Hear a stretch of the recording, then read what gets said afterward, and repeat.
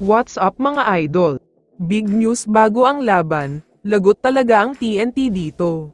Pero bago mo sana ipagpatuloy ang panonood mo, ay huwag mong kalimutan na mag-subscribe bilang suporta sa aking YouTube channel. Maraming salamat idol. May nakakagulat na update ang ibinalita ng iba't ibang mga source, at sinasabing mabilis daw ang pag-recover ng injury ni Jamie Malonzo. Ang expected nga ay mawawala siya ng 4 na games pero mukhang maaga ang pagbabalik niya. Ayon kasi sa mga source, wala pa man isang linggong nagpapagaling si Jamie, nakakapaglakad na daw siya ng maayos at nakakatakbo na. Usually daw kasi ay mahihirapan maglakad ang ganito, pero siya ay maayos na ang kondisyon.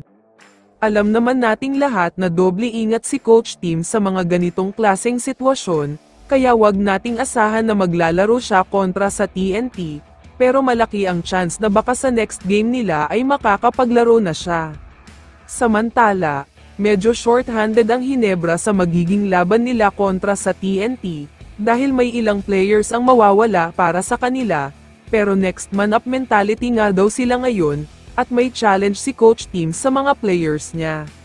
Sana daw ay makapag-contribute at makapagpakitang gilas ang lahat, dahil hindi daw biro at madaling kalabanin ang mga ito, lalo pat umiinit na ang TNT ngayon dahil 2-game winning streak na sila, at pati ang mga players ay maganda na ang chemistry. Pero may pangtapat naman dyan ang Hinebra, at siguradong kakabahan talaga ng husto ang TNT dito, dahil una sa big news ay tungkol kay Scottie Thompson, balik 100% fully healthy na daw ang katawan niya. Noong bumalik siya sa last 2 games ng Hinebra, nasa 60-70% pa lang daw ang kalusugan niya, maganda na agad ang pinakita niya noon, paano pa kaya ngayong 100% na talagang magaling ang injury niya. Mahirap talaga ito para sa TNT, dahil alam naman nating lahat na sakit sa ulo ni Coach Chot itong si Scottie Thompson, kaya sa nakikita ko ay matinding game plan ang gagawin ng TNT at ng coach nila, para lamang mapigilan itong si Scottie. Pero ang prediction ko sa laban na ito ay magiging close game talaga mula umpisa hanggang dulo, dahil siguradong parehong team ang naghanda ng husto, lalo pat sobrang kailangan talaga nilang manalo sa mga puntong ito.